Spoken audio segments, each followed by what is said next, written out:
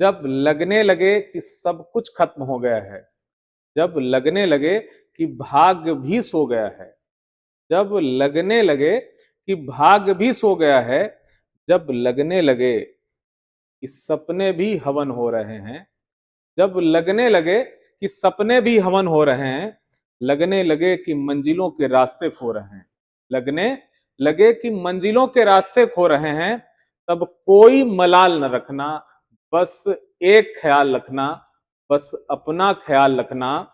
जल्द ही कामयाबी कदम चूमेगी, जल्द ही कामयाबी कदम चूमेगी, नजर दोस्त घड़ी की सुइयों पर रखना, जल्दी ही सुइयां बदलेंगी और सफलता की घड़ी लेकर आएंगी आपके लिए। तो जो बच्चे अपने लग रहा है कि ओवर एज हो रहे हैं, अंतिम परिणाम है, हम परिणाम दे पाएंगे नहीं दे पाएंगे, हमसे नहीं हो रहा है, हमसे नहीं हो पाएगा, वो सब रेडी रहें कि यही समय है जब आप सफलता प्राप्त करेंगे। जब आपको एहसास हो जाएगा कि हमसे नहीं हो पाएगा, तभी ईश्वर की परीक्षा की आखिरी घड़ी है।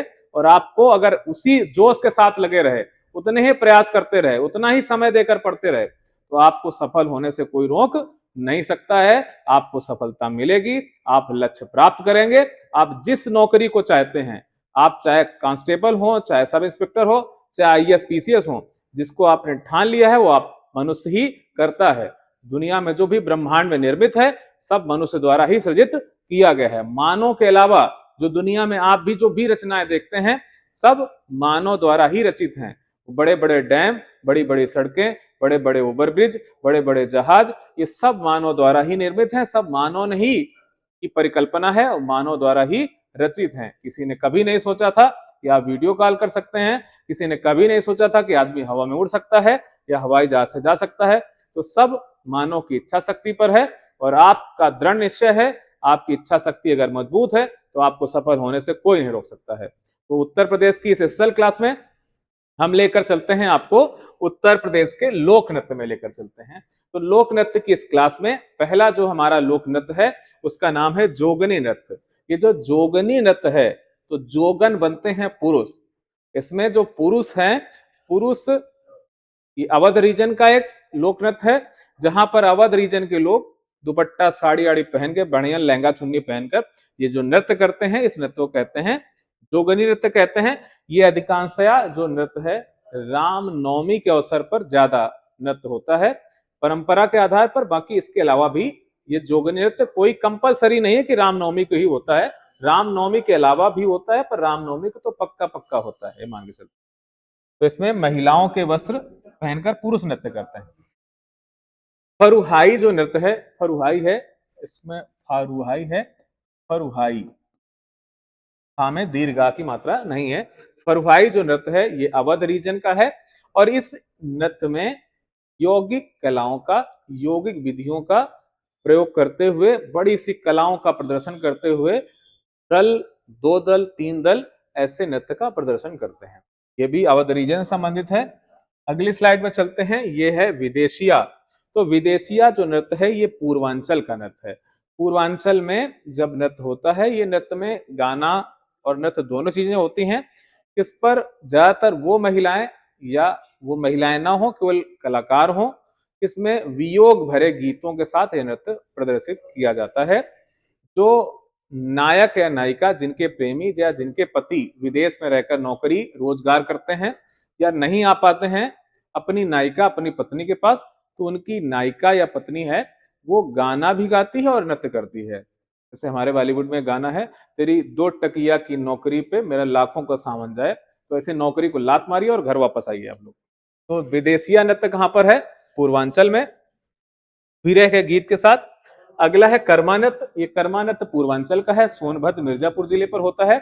इस नृत्य को खरवार जनजाति करती है। अगर ध्यान से इस मुद्रा को देखें तो इस कर्मा नृत्य में कमर पकड़कर, एक दूसरे की कमर पकड़कर यह नृत्य किया जाता है। शायद इसी कमर पकड़ने के चक्कर में इसका नाम क्या हो गया, कर्मा। लेकिन कर्मा नृत्य कौन सी जनजाति करती है? तो बच्चों ध्यान देंगे, ये खरवार जनजाति यह नृत्य करती है। पासी नृत्य की बात करें तो पासी कोई क्षेत्र विशेष का संकेतक नहीं है। पासी समाज के जो लोग होते हैं, पासवान जिन्हें कहते हैं, ये जिन रीजन पर होते हैं, ये जो नृत्य करते हैं उसे पासी नृत्य कहते हैं। तो पासी समाज या पासवान, पासवान समाज के लोग। अब ये क्या करते हैं, युद्ध कौशल, युद्ध कौशल, युद्ध शैलियों को आधार बनाकर ये वीर गाथा से भी जुड़ा हुआ है, तो ऐसा नृत्य करते रहते हैं वीर गाथा काल से। अगला है नटवरी नृत्य।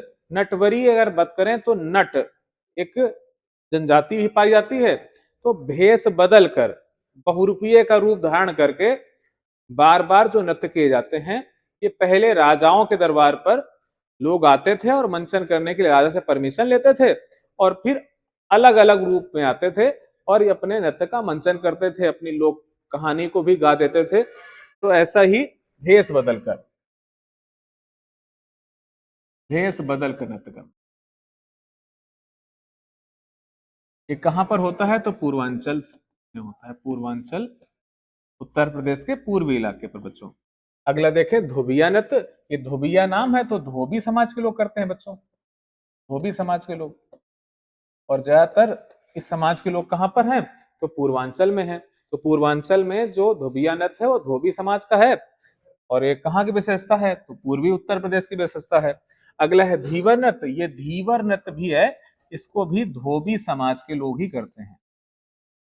इसमें गधे एवं धोबी समाज, धोबी समाज का गधे से कितना पुराना संबंध है, उस संबंध को प्रदर्शित करने वाला यह नृत्य है। टोलर नृत्य जो है ये भी कहां पर होता है, पूर्वांचल में है। तो ज्यादातर आप ध्यान दे रहे होंगे, तो या तो नृत्य कहां पर होंगे, पूर्वांचल में होंगे, कुछ आपने देखे शुरुआत के दो अवध में, और कुछ आपको बुंदेलखंड में भी देखने को मिलेंगे। अगला है कार्तिक नृत्य। कार्तिक नृत्य ये मतलब जो कार्तिक का महीना होता है, जैसे कत्की कहते हैं, तुलसी माता की पूजा होती है, तो कार्तिक के महीने में जो नृत्य होता है उसे कार्तिक नृत्य कहते हैं। इस नृत्य में युद्ध की कलाओं का भी प्रदर्शन होता है। ये वीर गाथा काल से भी नृत्य संबंधित है, जिसमें हथियारों के साथ ये नृत्य का मंचन किया जाता है। युद्ध में लड़ने वाली जो भी शैलियां होती हैं, उनकी भाव भंगिताओं का प्रदर्शन करते हुए लोक नृत्य किया जाता है। किस महीने में, तो कार्तिक महीने में किया जाता है। अगला है मयूर नृत्य। मयूर नृत्य जो है ये भगवान कृष्ण मोर पंख लगाते थे, ऐसा ही ब्रज रीजन में मोर के पंख को बनाकर एक श्रृंखला बनाकर यहाँ पर पीछे बांध लेते हैं लोग, और फिर मयूर की भांति महिला पुरुष या महिलाएं महिलाएं या पुरुष पुरुष या दोनों युग्मित स्वर में ये नृत्य करते हैं। तो मयूर नृत्य का संबंध कहां से है, ब्रज क्षेत्र में। ब्रज, ब्रज मतलब मथुरा रीजन क्षेत्र। राई नृत्य अगर बात करें तो ये बुंदेलखंड में है। इसमें भी जो राई नृत्य है ये भगवान कृष्ण के जन्म के उपरांत जो भी उन्होंने लीलाएं करी हैं 16 कला के स्वामी ने, तो उनकी लीलाधर की लीलाओं को प्रदर्शन करने के लिए ये जो नृत्य किया जाता है उसे राई नृत्य कहते हैं। अगला है पाई डंडा नृत्य। ये बुंदेलखंड रीजन में प्रसिद्ध है। पाई डंडा नृत्य उसी प्रकार है जैसे हमारे नवरात्रि पर गुजरात के या पश्चिमी भारत के जो लोग हैं वो डंडा लेकर डांडिया करते हैं। तो उत्तर प्रदेश में डांडिया जैसा नृत्य कौन सा होता है, तो पाई डंडा। ये कहां पर प्रसिद्ध है, बुंदेलखंड रीजन में प्रसिद्ध है, इसे उत्तर प्रदेश का डांडिया भी कहते हैं। अगला बच्चों है देवी नृत्य। देवी नृत्य का भी संबंध कहां से, बुंदेलखंड से है। ये बुंदेलखंड में माता पार्वती और सरस्वती जी के भेष में आकर नृत्य करते हैं और माता को प्रसन्न करने का प्रयास करते हैं। तो माता पार्वती और सरस्वती को प्रसन्न करने के लिए कौन सा नृत्य होता है, उसका नाम है देवी नृत्य। और देवी नृत्य का संबंध कहां से है बच्चों, तो बुंदेलखंड से। अगला है छपेली।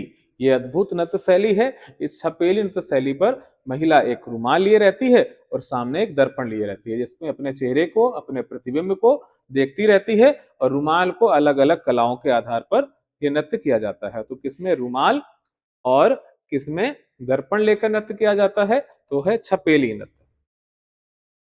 अगला चलते हैं हम लोग चौला नृत्य। ये चौला नृत्य क्या है, ये वरुण देवता को प्रसन्न करने के लिए है। भगवान वरुण को प्रसन्न करने के लिए, अगर वरुण प्रसन्न हो जाते हैं तो उस साल वर्षा ज्यादा होती है। तो वरुण देव को प्रसन्न करने के लिए कौन सा नृत्य है, तो चोलर नृत्य है। और वर्षा आपको किस रीजन में कम होती है, तो बुंदेलखंड रीजन में। तो ये ज्यादातर नृत्य कहाँ होता है, तो बुंदेलखंड रीजन में होता है। तो इसका संबंध कहाँ से है, बुंदेलखंड। बच्चों आगे चलते हैं हम लोग। कलाबाजी नृत्य, कलाबाजी नृत्य जो है ये अवध रीजन में है। कहाँ पर है? अवध रीजन में है। इसमें लोग क्या करते हैं, मोर पंख बांध लेते हैं, लकड़ी की काठी, काठी का घोड़ा, ऐसा आपने गाना सुना होगा बचपन में। तो यहाँ पर लकड़ी की काठी या कच्ची मिट्टी का एक छोटा सा घोड़े का प्रतिरूप बना लेते हैं, उसमें एक बांस का डंडा लगा लेते हैं और उसी को पैरों में फंसाकर ये नृत्य किया जाता है। तो कौन सा नृत्य है? कलाबाजी नृत्य। ये कहाँ पर होता है? अवध रीजन में होता है। अगला है ख्याल नृत्य। ख्याल नृत्य ये तब इसका प्रदर्शन किया जाता है जब किसी के घर में पुत्र उत्पन्न होता है, तो उस उल्लास पर वहां पर रहने वाले, इस नृत्य शैली को जानने वाले जो लोग होते हैं उनके घरों पर पहुंचते हैं और ऐसा नृत्य प्रदर्शित करते हैं। ये एक उत्साह का या पुत्र रत्न की प्राप्ति के पश्चात यह नृत्य किया जाता है। इसका भी संबंध कहाँ से है? पूर्वांचल और बुंदेलखंड से। अगला है चरकुला नृत्य। ये बड़ा ही लोकप्रिय नृत्य है उत्तर प्रदेश का। ये ब्रज रीजन पर होता है। यहाँ पर जो बैलगाड़ी का पहिया है या रथ का जो पहिया होता है, उस पहिए को महिलाएं अपने सिर पर रखती हैं, फिर उस पहिए के ऊपर दीप प्रज्वलित करती हैं। लगभग 108 दीपों की श्रृंखला बनाकर यह नृत्य किया जाता है। जलते हुए दीपों के साथ कौन सा नृत्य होता है? तो उस नृत्य को कहते हैं चरकुला नृत्य कहते हैं। कहाँ के लिए प्रसिद्ध है? तो उत्तर प्रदेश के ब्रज क्षेत्र से। अगला है नरसिंह नृत्य। नरसिंह नृत्य की बात करें तो ब्रज क्षेत्र में प्रसिद्ध है। भगवान विष्णु का एक अवतार, जैसे मत्स्य अवतार था भगवान विष्णु का एक अवतार, फिर भगवान जो थे वो जल में जीवन आया, उसकी पूरी कथानक का उल्लेख किया गया है हमारे यहाँ पुराणों में किया गया है। तो भगवान विष्णु द्वारा जो पहला अवतार लिया गया था वो अवतार था, भगवान ने लिया मछली का अवतार, क्योंकि विज्ञान भी कहता है कि पहले जीवन की उत्पत्ति कहाँ हुई है? तो जल में हुई है। ऐसे हमारे धार्मिक ग्रंथ, पौराणिक ग्रंथ, जिन्हें पुराण कहते हैं, इसीलिए पहला पुराण लिखा गया, मत्स्य पुराण लिखा गया। फिर भगवान ने फिर एक अवतार लिया, कच्छप अवतार, तो कछुए का अवतार लिया। अगर आप देखें तो अब इस बार ऐसा भगवान ने अवतार लिया जो जल में भी रह सकता है और जल के बाहर भी रह सकता है। फिर भगवान ने एक अवतार लिया, उस अवतार को कहा गया वराह अवतार कहा गया। भगवान ने कुंवर का अवतार लिया और हिराक्षु को की हत्या कर दी, मार दिया उसको।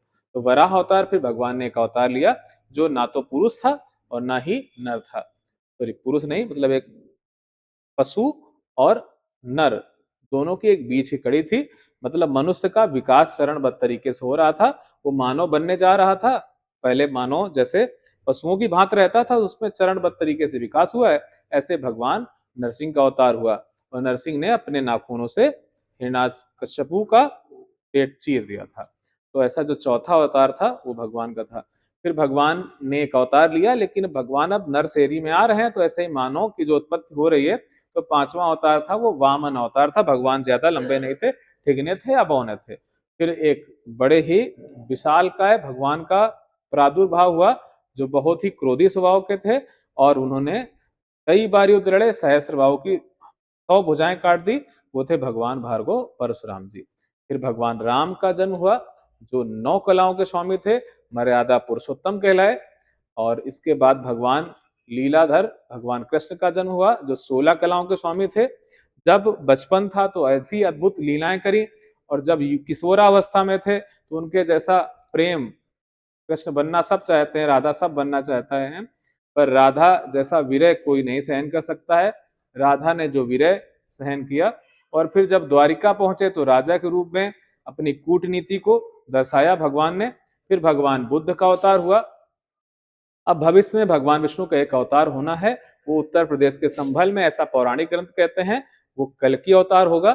तो जो नरसिंह अवतार है भगवान का, नरसिंह अवतार पर भगवान विष्णु की नरसिंह का वेशभूषा धारण करके या जो नृत्य किया जाता है ब्रजमंडल में किया जाता है। तो ये थे उत्तर प्रदेश के लोक नृत्य। ये हमने पढ़े, लगभग 22 से 23 लोक नृत्य थे जिनको हमने पढ़ा, और इतने ही नृत्य में से आपसे एक नृत्य पूछा जाएगा। आप चाहे किसी भी प्रतियोगी परीक्षा की तैयारी कर रहे हो, उत्तर प्रदेश चाहे पीसीएस हो चाहे लोअर पीसीएस हो, ये उत्तर प्रदेश यूपी ट्रिपल का कोई एग्जाम हो, यूपी पुलिस या अभी आने वाला होमगार्ड का एग्जाम हो, जो प्रश्न पूछे जाएंगे इसी पैटर्न पर पूछे जाएंगे, इसके बाहर कोई प्रश्न नहीं आएंगे। आपको उत्तर प्रदेश की सीरीज कैसी लग रही है आप कमेंट करके बताएं। जय हिंद, जय भारत।